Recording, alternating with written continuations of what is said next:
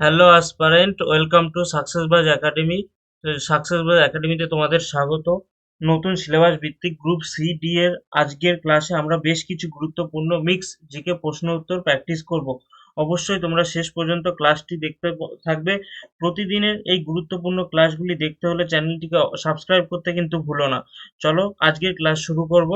তো প্রথমে দেখে নেব যে আগের দিনের হোমওয়ার্ক, সেটির অ্যান্সার কি আছে। আগের দিনের হোমওয়ার্কটি খুবই একটি সোজা কোশ্চেন ছিল। কমেন্টে অনেকে অ্যান্সার জানিয়েছে দেখেছি। রাজ্যসভার একজন সদস্যের পদের মেয়াদ কত বছর? তাহলে যারা জানাওনি বা যারা জানোনি সঠিক উত্তরটি জেনে নাও। সঠিক উত্তরটি কি হবে? সঠিক উত্তর হবে খ, 6 বছর। অনেকেই কিন্তু গোলাতে পারো 5 বছরের সঙ্গে, কিন্তু সেটা নয়, কিন্তু রাজ্যসভার একজন সদস্যের পদের মেয়াদ 6 বছর। আর আমি তোমাদের একটু গুরুত্বপূর্ণ ইনফরমেশন দিই যে আমাদের WB SSC group C group D যে ক্লাসগুলো ডেইলি নেওয়া হচ্ছে, সমস্ত পিডিএফ গুলো পেতে কিন্তু আমাদের হোয়াটসঅ্যাপ চ্যানেলটিকে অবশ্যই ফলো করো, যেখানে প্রতিদিনের ক্লাসের আপডেট এবং প্রতিদিনের ক্লাসের পিডিএফ কিন্তু ওখানে শেয়ার করা। আমি তোমাদের কমেন্ট বক্সে প্রিন্ট করে দেবো, সেই লিঙ্কে ক্লিক করে কিন্তু তোমরা অবশ্যই পিডিএফ এর জন্য আমাদের হোয়াটসঅ্যাপ চ্যানেলটিকে যোগদান করবে। তো চলো প্রথম প্রশ্নটি তোমাদের স্ক্রিনে চলে এসেছে। তোমরা পার্টিসিপেট করতে পারো। প্রথম প্রশ্নতে কি বলা হচ্ছে দেখে নাও। প্রথম প্রশ্নতে বলা হচ্ছে, চন্দ্রগুপ্তের আমলে কোন চীনা পরিব্রাজক ভারতে এসেছিলেন? তাহলে ক, হিউয়েন সাং, ফাইয়েন, না গ, ইত সিং, না ঘ, মেগাস্তিনিস। তাহলে সঠিক উত্তরটি কি জেনে নি। সঠিক উত্তর কি হবে? খ, ফাইয়েন। ফাইয়েন কিন্তু চন্দ্রগুপ্তের আমলে তিনি ভারতে এসেছিলেন। পরবর্তী প্রশ্ন, যেটি গুরুত্বপূর্ণ, পশ্চিমবঙ্গের সাথে কোন প্রতিবেশী দেশের সীমানা সর্ব থেকে দীর্ঘ, মানে সবচাইতে বেশি দীর্ঘ সীমানা কোন দেশের সঙ্গে রয়েছে পশ্চিমবঙ্গের? এটা কিন্তু খুবই সোজা কোশ্চেন, অনেকেই অ্যান্সার জানো। আর যারা জানো না সঠিক উত্তরটি দেখে নাও। সঠিক উত্তরটি কি হচ্ছে? গ, বাংলাদেশ। বাংলাদেশের সঙ্গে কিন্তু সবচাইতে বেশি সীমানা রয়েছে পশ্চিমবঙ্গের। এই যে পশ্চিমবঙ্গ দেখো, তোমাদের ম্যাপ এলো, পশ্চিমবঙ্গের সঙ্গে কিন্তু পুরোটা লম্বালম্বি ভাবে কিন্তু পূর্ব দিকে বাংলাদেশের সঙ্গে সীমানা রয়েছে। আরো দুটো দেশের সঙ্গে কিন্তু পশ্চিমবঙ্গের সীমানা রয়েছে, সেটি হলো ভুটান আর নেপাল। তাহলে মোট কটি দেশ? 3টি দেশের সঙ্গে পশ্চিমবঙ্গ কিন্তু ইন্টারন্যাশনাল বাউন্ডারি শেয়ার করে। তার মধ্যে পূর্ব দিকে বললামই বাংলাদেশ, যেটি দীর্ঘতম, ভুটান উত্তর পূর্ব দিকে, আর নেপাল হচ্ছে উত্তর পশ্চিম দিকে। আর একটা গুরুত্বপূর্ণ ইনফরমেশন এখান থেকে পরীক্ষায় আসার মতো, চিকেন নেক্স। চিকেন নেক্স অনেকেই শুনেছো, যে উত্তর দিনাজপুরের চোপড়া ব্লকের কাছে শিলিগুড়ি করিডর, চিকেন নেক্স বলা হয় শিলিগুড়ি করিডরকে, যেটা কিন্তু উত্তর পূর্ব ভারতের সঙ্গে মেন যে ভারত তার কিন্তু সংযোগ স্থাপন করে, সেই জন্য একে চিকেন নেক্স বলা হয়। কোন গুপ্ত রাজ্যের রাজার আমলে নালন্দা বিশ্ববিদ্যালয় স্থাপিত হয়েছিল? তাহলে এটা কিন্তু এরকম প্রশ্ন কিন্তু এই যে কোনো বংশ থেকে, ডাইনেস্টি থেকে কোশ্চেন কিন্তু তোমাদের হামেশাই পরীক্ষায় আসে। আমি তোমাদের একটা রিকোয়েস্ট করব, যারা ক্লাস করছো ধ্যান, আর যাদের পরীক্ষার কিন্তু বেশি দেরি নেই, তোমরা কিন্তু পার্টিসিপেট করো। একবার বলছি, বারবারও বলি যে তোমরা পার্টিসিপেট করতে থাকো। তোমরা মনে মনে পার্টিসিপেট করতে পারো, কমেন্ট বক্সে পার্টিসিপেট করলে সেটা কিন্তু আরো ভালো হয়, তোমাদের একবার লেখাও হয়ে যায়। তাহলে আমার উত্তর আসার আগে যারা মনোযোগ সহকারে ক্লাস করছো তারা দেখে নাও যে এর উত্তরটি কি হচ্ছে, যে কোন গুপ্ত রাজার আমলে নালন্দা বিশ্ববিদ্যালয় স্থাপিত হয়েছিল। তাহলে সঠিক উত্তর কি হবে?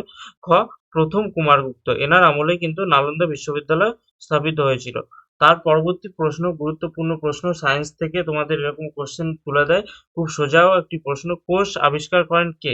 কে কোষ আবিষ্কার করেছিলেন? এটি কিন্তু আমি আশা করবো যে জানো, আর যারা জানো কমেন্ট বক্সে পার্টিসিপেট করতেই পারো। তাহলে সঠিক উত্তরটি জেনে নিই। সঠিক উত্তরটি কি হবে? ক, রবার্ট হুক। রবার্ট হুক 1665 সালে ইনি কিন্তু কোষ আবিষ্কার করেছিলেন।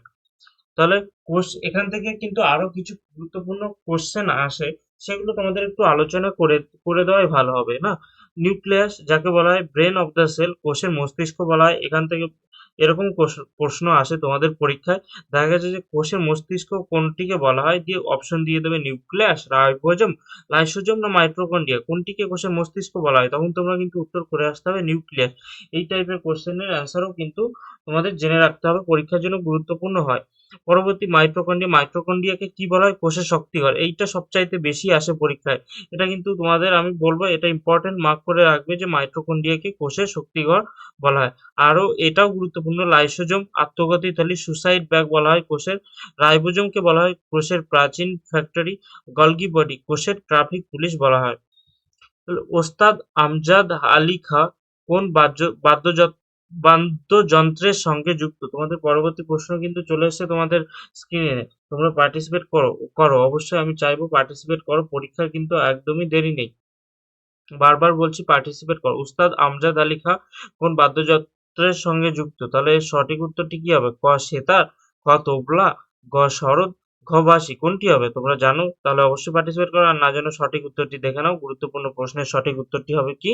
ঘ সরোদ। তিনি কিন্তু সরোদদের একজন ওস্তাদ ছিলেন। পরবর্তী গুরুত্বপূর্ণ প্রশ্ন, ভারতের কোন শহরকে পিঙ্ক সিটি বলা হয়? এটি অনেকেই জানো। উদয়পুরকে বলা হয়, না যোধপুরকে বলা হয়, না জয়পুর, না চণ্ডীগড়? এটা কিন্তু আমি আশা করব অনেকেই জানো। যারা জানোনি সঠিক উত্তরটি দেখে নাও। সঠিক উত্তর কি হবে? গ।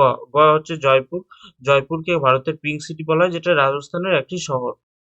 পরবর্তী প্রশ্ন, সায়েন্স থেকে এরকম প্রশ্ন কিন্তু নিয়ত দেখা যাচ্ছে এখন, যে রকেটের গতি নিচের কোন সংরক্ষণ নীতির উপর ভিত্তি করে কাজ করে? তোমাদের যে একদম আগের প্যাটার্ন অনুযায়ী কিন্তু কোশ্চেন আসছে, আপডেটেড প্যাটার্ন কোশ্চেন আসছে, এরকম কোশ্চেন দিচ্ছে। আগে কিন্তু তুলে দিত এই নাম কি, এই সূত্র কে প্রবর্তন করেন, তার নাম কি, নাম কিন্তু এখন দিচ্ছে না, এখন এইরকম টাইপের কোশ্চেন দিচ্ছে। তাই তোমাদের একটু ডিটেলসে পড়ে যেতে বলবো। তাহলে এখানে প্রশ্নটি কি দেওয়া হয়েছে তোমাদের স্ক্রিনে এসছে, দেখে নাও। রকেটের গতি নিচের কোন সংরক্ষণ নীতির উপর ভিত্তি করে কাজ করে? কারা কারা জানো? এটার উত্তর দিলে খুবই খুশি হব। তাহলে ক শক্তি সংরক্ষণ, খ ভরবেগ সংরক্ষণ, গ ভরের সংরক্ষণ, ঘ কৌণিক ভরবেগ। তাহলে সঠিক উত্তরটি দেখে নিই। সঠিক উত্তরটি হবে খ ভরবেগ সংরক্ষণ, কনজারভেশন অফ লিনিয়ার মোমেন্টাম। একে বলা হয় ইংলিশে কনজারভেশন অফ লিনিয়ার মোমেন্টাম। তাহলে রকেট কিন্তু এই ভরবেগ সংরক্ষণ নীতির উপর ভিত্তি করে কাজ করে। ভরবেগের সংরক্ষণের নীতিটা কি আমি একটু তোমাদের ছোট্ট করে বলে দিই। কোনো বস্তুর উপর বাইরে থেকে কোনো বল প্রযুক্ত না হলে ওই বস্তুটি মোট রৈখিক ভরবেগ অর্থাৎ লিনিয়ার মোমেন্টাম সবসময় অপরিবর্তিত বা ধ্রুবক থাকে। অর্থাৎ যদি কোনো বস্তু ধরো আছে, সেটাকে যদি বাইরে থেকে আমরা বল কোনো প্রয়োগ না করি, সেটার কিন্তু রৈখিক ভরবেগ সবসময় একই থাকবে, সেটা চেঞ্জ হবে না, এটাই বলছে। অর্থাৎ বস্তুগুলোর সংঘর্ষ বিস্ফোরণ হলেও কিন্তু তাদের রৈখিক ভরবেগের পরিবর্তন হয় না। পরবর্তী গুরুত্বপূর্ণ প্রশ্ন, এটা আসার মতোই প্রশ্ন, বিশ্বের প্রথম বেসরকারি মহাকাশ স্টেশন, বিশ্বের প্রথম বলেই কিন্তু আরো মহাকাশ স্টেশন হ্যাভেন ওয়ান কোন কোম্পানি তৈরি করেছেন? তাহলে এর উত্তর কি হবে? ক ব্লু অরিজিন, খ স্পেস এক্স, গ ভাস্ট, ঘ অ্যাক্সিওম স্পেস। দেখি তোমরা কে কে জানো, অ্যান্সারটি করে ফেলো। আর না জানলে আমি সঠিক উত্তরটি জানিয়ে দিই। সঠিক উত্তর কি হবে? গ ভাস্ট। ভাস্ট কিন্তু বেসরকারি একটি সংস্থা, যেটি কিন্তু হ্যাভেন ওয়ান নামে মহাকাশ স্টেশন তৈরি করতে চলেছে। পরবর্তী, অনাহত সিং কোন খেলার সঙ্গে যুক্ত? খুবই ইম্পর্টেন্ট, একদম আমি বলে দিলাম। এখান থেকে কিন্তু অনাহত সিংকে নিয়ে কোনো না কোনো কোশ্চেন তোমাদের পরীক্ষায় দেখতে পাবেই। কারণ ইনি কিন্তু জুনিয়র একজন প্লেয়ার, যিনি অনেকগুলো অ্যাওয়ার্ড জিতেছেন এই বছর বা আগের বছরে, কিন্তু অনেকগুলো অ্যাওয়ার্ড জিতেছেন। তাহলে অনাহত সিং কোন খেলার সঙ্গে যুক্ত? সঠিক উত্তরটি কি হবে? গ স্কোয়াশ। ইনি স্কোয়াশ প্লেয়ার একজন।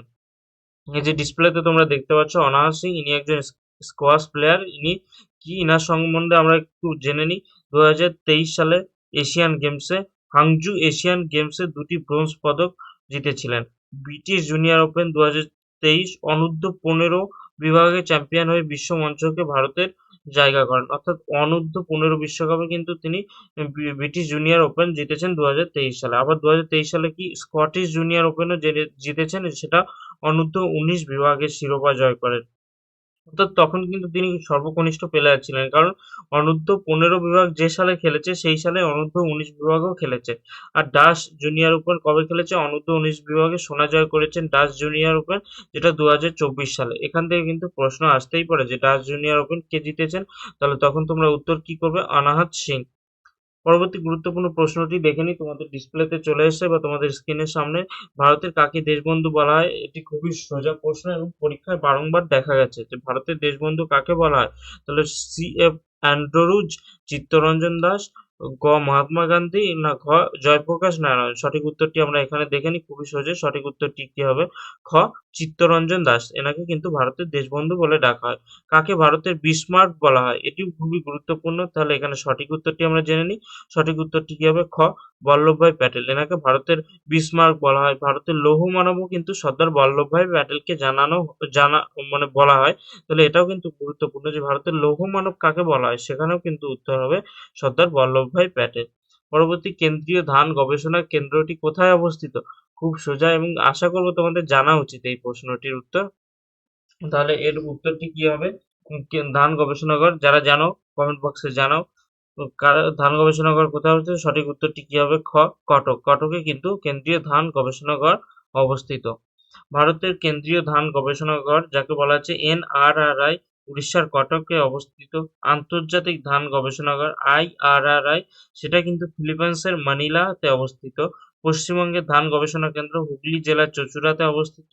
আর সবুজ বিপ্লবের প্রভাব কি হয়েছিল? ভারতে কিন্তু এই সময় ধান গমের প্রচুর উৎপাদন বৃদ্ধি পায়। এই উৎপাদন বৃদ্ধির পেছনে যে লোকটি কাজ করেছিলেন সবচাইতে বেশি, তেনার নাম ছিল MS স্বামীনাথন। এনাকে কিন্তু ভারতের সবুজ বিপ্লবের জনকও বলা হয়। এটাও কিন্তু গুরুত্বপূর্ণ প্রশ্ন যে ভারতের সবুজ বিপ্লবের জনক কাকে বলা হয়? তখন তোমরা উত্তর করে আসতে পারবে যে MS স্বামীনাথন। আর তোমরা আমার সঙ্গে সঙ্গে বলতে থাকো, তোমরা পার্টিসিপেট করতে থাকো। তোমাদের পরীক্ষার আগে কিন্তু বেশি রিভাইজ দিতে হবে না। আমার সঙ্গে পার্টিসিপেট করলে কিন্তু একবারেই ক্লাসটির সঙ্গে সঙ্গেও কিন্তু তোমাদের মনে থেকে যাবে। এই জন্য তোমাদের রিকোয়েস্ট করছি, বারবার পার্টিসিপেট করো।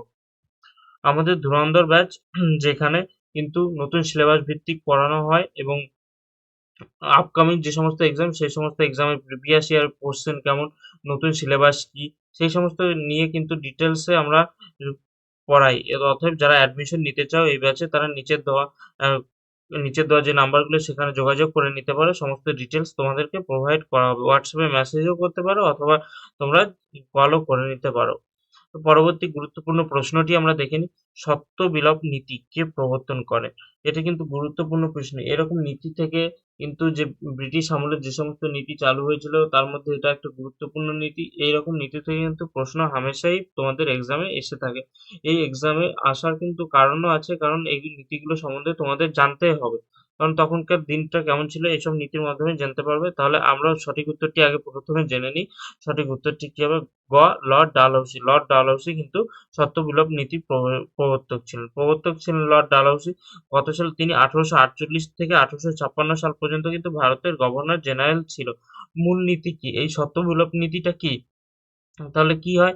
সত্যবিলোপ নীতি হচ্ছে, ধরো কোনো রাজার কোনো ছেলে মেয়ে নেই, অর্থাৎ কোনো উত্তরাধিকারী নেই বা পুত্র সন্তান না রেখে যদি সেই রাজা মৃত্যুবরণ করেন, তবে সেই রাজ্য সরাসরি ব্রিটিশ সাম্রাজ্যের অধীনে চলে যাবে। এইরকম নীতি কিন্তু চালু করেছিলেন। এর মাধ্যমে কিন্তু ব্রিটিশ সরকার তাদের সাম্রাজ্যকে বহুত আকারে বিস্তৃত করে ফেলেছিল। এই নীতির মাধ্যমে অনেক রাজ্যই কিন্তু ব্রিটিশ সরকার দখল করে নিয়েছিল। আবার কি, এখানে দত্তক পুত্র কিন্তু গ্রহণ করতে পারবে না ব্রিটিশদের অনুমতি ছাড়া। এটাও কিন্তু এই সত্যবিলোপ নীতিতে বলা ছিল। পরবর্তী প্রশ্ন খুবই গুরুত্বপূর্ণ। এখান থেকে বারংবার প্রশ্ন দেখা গেছে, তোমাদের পরীক্ষায় আসতে পারে। এটা কিন্তু খুবই গুরুত্বপূর্ণ প্রশ্ন। মেকলে মিনিট কত সালে পেশ করা হয়েছিল? যারা জানো, আমি আশা করবো এই অ্যান্সারটা অন্তত কমেন্ট বক্সে জানাবে যে মেকলে মিনিট কত সালে পেশ করা হয়েছিল। তাহলে সঠিক উত্তরটি দেখে নিই। সঠিক উত্তর কি হবে? গ, 1835 সালে কিন্তু মেকলে মিনিট পেশ করা হয়েছিল। এই মেকলে মিনিটের প্রবর্তক কে ছিল? লর্ড উইলিয়াম বেন্টিংয়ের পরিষদে আইনি সদস্য, যার নাম ছিল থমাস ব্যাবিংটন মেকলে। এই যে এনার নাম ছিল লর্ড মেকলে বা থমাস ব্যাবিংটন মেকলে, ইনি মেকলে মিনিট প্রবর্তন করেন। এই মূল উদ্দেশ্য কি ছিল মেকলে মিনিটের? আমরা কিন্তু ইতিহাসে পড়ে এসেছি বারংবার যে ভারতের প্রাচ্য শিক্ষা, যেখানে আর কি ভারতের সংস্কৃত, আরবিক, পার্সিয়ান এর পরিবর্তে পাশ্চাত্য শিক্ষা অর্থাৎ ইংরেজি ভাষার প্রসার ঘটানোর কিন্তু এটার মূল উদ্দেশ্য ছিল। এই হিসাবে কিন্তু তিনি মেকলে মিনিট পেশ করেছিলেন। এবার গুরুত্বপূর্ণ সায়েন্স থেকে একটি প্রশ্ন তোমরা দেখে নাও। বংশগতিবিদ্যার জনক অর্থাৎ ফাদার অফ জেনেটিক্স কাকে বলা হয়? তাহলে কাকে বলা হয়? এটা কিন্তু তোমরা আশা করবো জানো। যারা জানো জানাও। সঠিক উত্তরটি কি হবে? সঠিক উত্তর হবে খ, মেন্ডেল। মেন্ডেলকে কিন্তু বংশগতিবিদ্যার জনক বলা হয়। Gregor Johann Mendel, father of genetics. তাহলে এটা মনে রাখছো, বারবার রিভিশনও করো যে ফাদার অফ জেনেটিক্স বা বংশগতিবিদ্যার জনক হচ্ছেন গ্রেগর জোহান মেন্ডেল। পরবর্তী গুরুত্বপূর্ণ প্রশ্ন, ভারতের বৃহত্তম তাপবিদ্যুৎ কেন্দ্র কোনটি? এটা কিন্তু ক, বিন্ধ্যাচল মধ্যপ্রদেশে অবস্থিত। মানে তাপবিদ্যুৎ কেন্দ্র কোনটি? বিন্ধ্যাচল মধ্যপ্রদেশ, তালচের উড়িষ্যা, মুন্দ্রা গুজরাট, না কোরবা ছত্তিশগড়। তাহলে তোমরা যারা জানো তারা কিন্তু আমাকে অবশ্যই কমেন্ট বক্সে জানাও যে ভারতের বৃহত্তম তাপবিদ্যুৎ কেন্দ্রটি কোথায় অবস্থিত। তাহলে সঠিক উত্তরটি দেখে নিই। সঠিক উত্তর কি হবে? ক, বিন্ধ্যাচল থার্মাল পাওয়ার স্টেশন কিন্তু এটা ভারতের বৃহত্তম তাপবিদ্যুৎ কেন্দ্র। তারপর গরবা এবং ডান্ডিয়া কোন রাজ্যের প্রধান লোকনৃত্য? তাহলে গরবা ডান্ডিয়া কোন রাজ্যের প্রধান লোকনৃত্য? এইগুলো থেকে কিন্তু লোকনৃত্য বা তোমাদের ড্যান্স থেকে কিন্তু বারবার পরীক্ষায় আসে। Upcoming WBSSC, group C, group D তেও আসতে পারে। যারা এমটিএস দিচ্ছ তাদের জন্যও কিন্তু গুরুত্বপূর্ণ হতে পারে যে গরবা এবং ডান্ডিয়া কোন রাজ্যের প্রধান নৃত্য। তাহলে এর সঠিক উত্তরটি কি হবে? গ, গুজরাট। এটি গুজরাট রাজ্যের কিন্তু প্রধান লোকনৃত্য গরবা এবং ডান্ডিয়া। আজকের হোমওয়ার্কটি তোমাদের কি থাকছে? শব্দের বেগ সবথেকে বেশি কোন মাধ্যমে? ক, শূন্যস্থান মাধ্যমে, গ, গ্যাসীয় পদার্থে, গ, তরল পদার্থে, খ, কঠিন পদার্থে। খুবই একটা গুরুত্বপূর্ণ প্রশ্ন এবং খুবই একটা ট্রিকি কোশ্চেন। দেখি কারা কারা সঠিক উত্তরটি জানো, তাহলে অবশ্যই কমেন্টে জানাও। আর আজকের ক্লাসটি এখানেই শেষ করব। কেমন লাগলো কমেন্টে তো জানাবে। হোমওয়ার্কের অ্যান্সার আরো করছো তোমরা। আবার তোমাদের নেক্সট ক্লাসে তোমাদের সাথে আবার দেখা হচ্ছে। ততক্ষণ পর্যন্ত ভালো থাকবে, সুস্থ থাকবে এবং জমিয়ে প্রিপারেশন করবে। তোমাদের পরীক্ষার কিন্তু দেরি নেই। ধন্যবাদ সকলকে। আর তোমরা চ্যানেলটিকে সাবস্ক্রাইব করতে ভুলো না। লাইক, কমেন্ট, শেয়ার আর সাবস্ক্রাইব কিন্তু অবশ্যই করে দাও। আমরা কিন্তু তোমাদের জন্য গুরুত্বপূর্ণ ক্লাস প্রোভাইড করছি আপকামিং এক্সামের জন্য। তোমরাও আমাদেরকে সাপোর্ট করো, আমরাও যাতে মোটিভেট থাকি, তোমাদেরও এরকম গুরুত্বপূর্ণ ক্লাসগুলো প্রোভাইড করতে পারি। ধন্যবাদ।